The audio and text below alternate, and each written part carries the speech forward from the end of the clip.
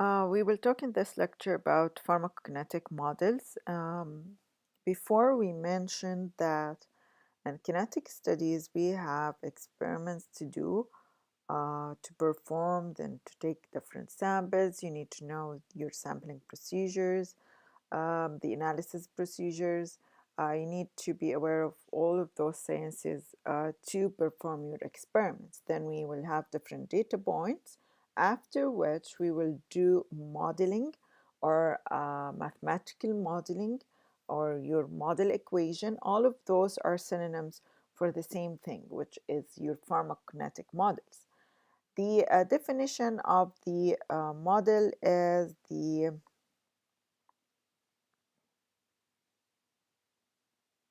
one second.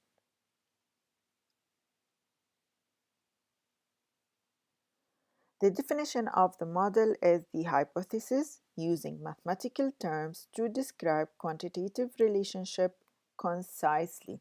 Okay, we have keywords here. Hypothesis, we are using equations to describe the relationships that we have in a quantitative way and concisely.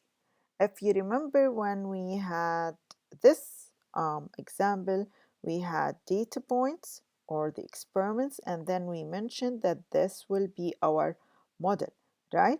So if we are talking about concisely, meaning that you will have the simplest equation that will describe your model. And again, as we are mentioning its hypothesis, which means we could have different hypotheses and assumption, right?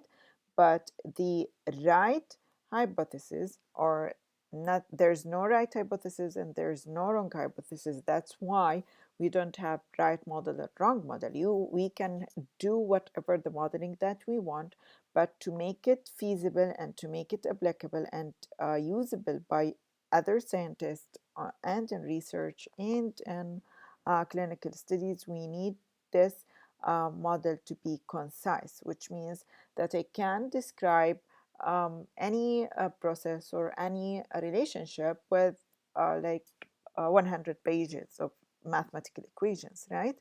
Or I can just describe it with one equation and still it's true. So the right one would be, or the more appropriate one would be the concise equation that describes that relationship, not the long and elaborated one with so many assumptions that make it more complicated to deal with. Okay, so it's just a hypothesis. We are using math equations to describe certain relationship in a quantitative way, as concise as we can, as simple as we can, to make it applicable to be used. We have something that we call it a parameter, and we have something that we call it variables. Okay, for parameters, let's go to this. Okay, so we have the model.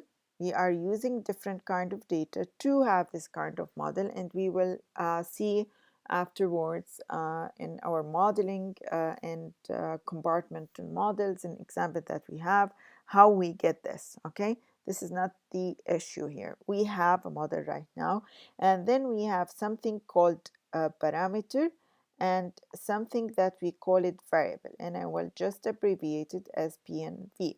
Okay, for the parameters usually is the constant terms that we use to define this model or whatever the model that we are talking about. Examples, and we will see those so many times when we do the modeling, the elimination rate constant in volume distribution. What I mean by that, if we have concentration versus time profiles and we have different experiments, right? Again, if we just want to remind ourselves with the experiments, we have different kind of experiment. We did the sampling and we got those kind of points. And again, those points are not just one individuals. Usually it's the average or the mean or the median of different individuals in one group. Okay, so this will be different samples that we took at certain time point. Those are our experiments. Then we did our models, and we did this and we got this equation. Okay, after that, according to this equation, we can know that there is some kind of constants that we can use to define the model. Okay, so they are I can describe, let's say, the this profile, which is for oral administration, that the constant rate of absorption is equal to certain number, and constant rate of elimination is equal to, and volume distribution is equal to. And we can use those kind of parameter, whatever the variables that we are talking about, and under the same conditions for sure, or under the same assumptions that we have. What about variables? If we see here that we can see that the concentration is changing with changing the time that we are measuring the concentration at, right? Those are what we call variables, which means, like, if I took the same experiment and I want to do it for different group of a human being, okay, the concentration would be different at the same time points, right? So example of the variables are concentration. If we just go one step back, I got experiments and I did the model accordingly, right? So I'm using my variables, which is the measured concentration at different time point, to have my model to get my parameters to define the model. So it's just different kind of things that we use to describe the model. So it's just constant that is estimated from the experimental data. Experimental data in this term, or for this example, is concentration versus time. So we have variables, which is concentration at different time points. We used it to have the model, right? And then we estimate a certain kind of constants that we are calling them parameters that we usually use to define the model. Okay? And this is what I'm showing here. The variables are your experimental data that are changing with certain term, and this example is the time. Okay, so we usually fit the model to those variables to have those kind of parameters. Okay, and we will see the loop, or the progress, or how is the how we use each one of them when we got when we reach the modeling part of uh, uh, this course. Okay.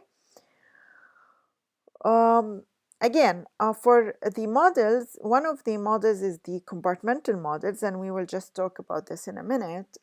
They are simplified models to the body that we are used, and we are using mathematical interconnected compartment as boxes. What we are talking about, that we have different models.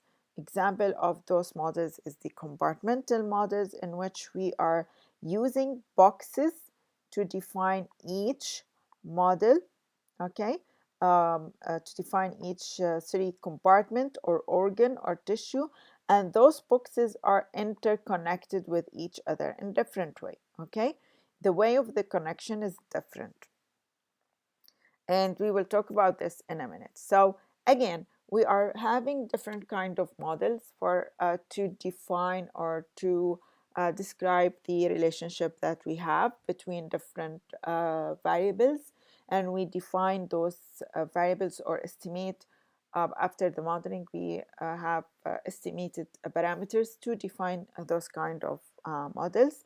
Some of the some examples of, or one of the examples of those models is the compartmental model, or the models that shows the different organs or tissues or the body as compartment. That's why we call it compartmental model.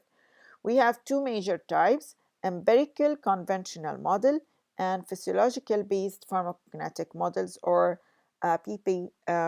physiological based pharmacokinetic model. Okay? From the name of it, empirical, what we mean about empirical based, and it's conventional, which means it's usually used or the traditionally used models. What we mean about when you use empirical, empirical means experimentally or depends or based on experiments on trial and errors. Okay, I'm just talking about the terms that we are using to define each one of them.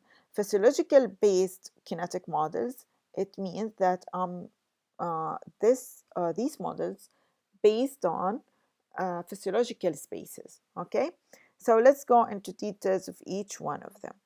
When we are talking about empirical, again, it's experimentally. It depends on the experiments that we have. So we need to have certain kind of experiment to have certain kind of data so we can use those models. Usually they are sample, okay? And usually they use the data that we have, and sometimes we just call it empirical kinetic models or just conventional kinetic models or just as short compartmental model. So if we use compartmental model just as it is through this course, I mean just the empirical conventional model, and we will see how we use it. But if I ask you about examples of compartmental model, it's both the empirical conventional and the physiological based compartmental model. Both of them are compartmental. Okay, it's simple, depends on the data that we have, and we usually use it when we can't have more information or more experiment done about certain kind of let's say studies or targets that we are looking for. So the why it's simple, because usually we have the body or certain group of tissues simplified in one compartment. So either we have the body as one compartment, or the body is two compartments or three compartments, and we will see this through this course. So those compartments will be in relationship with each other, and we will simplify or symbolize the processes that we have between those compartments, which represent a group of organs, where we will connect them with arrows, which each one of them will represent certain kinetic processes. For example, we have this to simplify or symbolize the elimination process, and those two reversible arrows to represent um, distribution. Okay, so again, it's those kind of models mainly depends on the data. So we do the experiment, and according to the data that we have certain kind of modeling. Okay, when we are talking about physiological based kinetic, again, from the name of it, it's physiological, so it's more realistic because it depends on the physiological space that we have. We usually call them flow model or perfusion model because we usually depends on the flow or Q, and we will it's here a flow of the blood to each and every organ that we are interested in. That's why we call it flow model or perfusion model. Flow or perfusion. Sometimes we simplify it. We represent it, sorry, with Q, which is the perfusion or the flow of the blood to that organ. Okay, it's more realistic because we are using the physiological real space that we are interested in. We are talking about certain and specific organs, not only just a group of organs that the drug distributed to or eliminated from. Okay, and as we just say, it's physiologically based. Okay, it's more realistic, but it's more difficult to perform because we need to have those kind of samples from those tissues or organs, which is experimentally not feasible all the time. Okay, and again, compared to the empirical based kinetic, for sure it will be more complicated. If it's simple, will be simpler than the physiological based, which is even it's more realistic, which is more close to the real physiological status of the body, but it's more complicated. So we have more complication as a model, and we have more difficulty in doing the experiments. But at the other side of this, like as advantage, it's more realistic and closer to the real state of the body. Okay, to know the or to do the physiological based kinetic, we need to know different, let's say, variables or different things that we need to measure. We need to know the size or the volume of each organ that we are interested in. Okay, and we need to know the perfusion or the flow to that organ. Okay, we need to know the concentration of the drug that entering certain organ, and I have it as A because it's an arterial blood, so I need to know the concentration of the drug going from the arterial blood or the artery to the heart, muscles, kidneys, and liver. And we need to know the concentration of the drug is going outside of the body. Why we need to know that? To know whatever is getting out or metabolized in that organ, which is usually happening as elimination from the kidney or as metabolism from the liver. And this is the rate constant of excretion by the kidney and rate constant of metabolism by the liver. Again, the details are not that much important, but you need to know that we need to know more things compared to the empirical model. As I said, it's more complicated, so you need to know more things to do your modeling. You need to know the flow to that organ, you need to know the volume of that organ, you need to know the concentration and concentration out of that organ. Okay? What organs we usually involve in the physiological model? We involve all organs that we are interested in, but each and every compartment, that's why we call it compartmental model. Each and every compartment, before in the compartmental conventional model or the empirical model, each compartment represent yes, each compartment represents a group of organs or the body, all organs that are behaving kinetically similar to each other. This is in the empirical. And here, each and every compartment will represent one organ that we are interested in. We have the heart, we have the muscles, we have the kidneys, and liver. Okay? We have here, which is again, all of this slide is an example of a physiological model. We have this compartment and we have this compartment, which each one of them will contain the slowly equilibrating tissues and the rapidly equilibrating tissues. Those are other tissues other than the tissues or organs that we are interested in, but still the drug is going to those tissues or organs or distributed to them. So we just collect them in one compartment. So again, if we go one step, the physiological model, we said that it's more realistic because I'm taking into consideration each and every organ that I'm interested in. Why I'm interested in those organs? This is just an example. But usually we are interested in the organs that the drug distributed to majorly. Any other organs, we collect them in one compartment. Okay? As I said, you need to know the size and the volume, you need to know the flow to that organ, and whatever is happening from the tissue to the blood ratios, and to determine whatever the drug is going out or metabolized inside the body.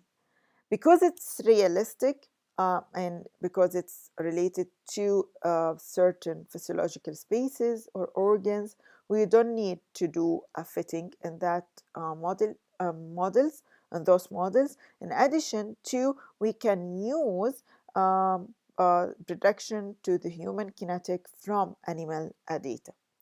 Those kind of things is usually not applicable in the conventional modeling. So we have advantages and disadvantages for the physiological based modeling. If we can do physiological based modeling all the time, it's okay, but usually it's not that feasible to do the experiments to create those kind of models, because it needs data from the tissues, different tissues, which is not feasible as we mentioned before.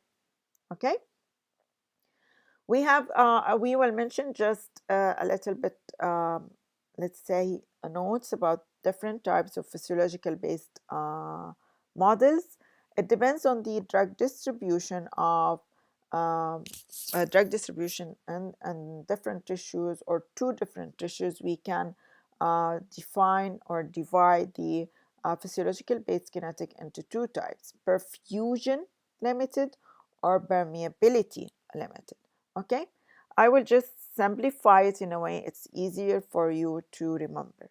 Let's consider this is one organ. Okay, so this is one organ, whatever that organ, let's say it's X. Okay, and we have drug that going into, or the blood going into that organ, and the blood going outside of that organ. Yeah, right. So we have N, out, and here N. Okay, we have two main things. We have other factors, but those are two main things to consider. One is how much the flow of the blood to that organ. Two, the permeability of the drug to pass, or to be uptaken, or to be distributed to that organ. So we have two main things or factors that we need to take it into consideration. Okay, if we consider the flow is very good, it's the flow of the blood reach the maximum, but we have a problem with the drug permeability to that organ, then the rate limiting step would be, in this case, what?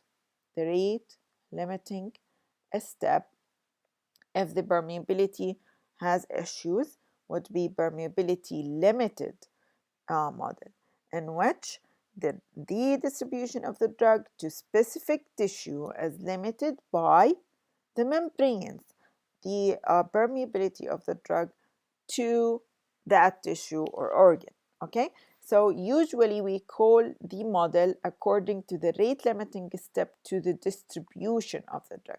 So if the permeability is slow, or the slowest process, then it's permeability limited. If the permeability of the drug is very good, but we have problem in the perfusion or the flow of the blood to the organ, then we have perfusion limited kinetic, or perfusion limited physiological model, because the problem or the rate limiting step is the perfusion of the drug. Okay, a perfusion of the blood, sorry. Okay, so it depends on your rate limiting step. When we say rate limiting step, it means that we are talking about the slowest process, or the step that limits the process. Okay, so it's usually what we call it according permeability limited or perfusion limited, according to the slowest process that we have that limits the whole thing. Okay, so just remember this: we have perfusion and we have permeability. The slowest process will define the type of the model that we are talking about. Okay, and we will stop here for this video.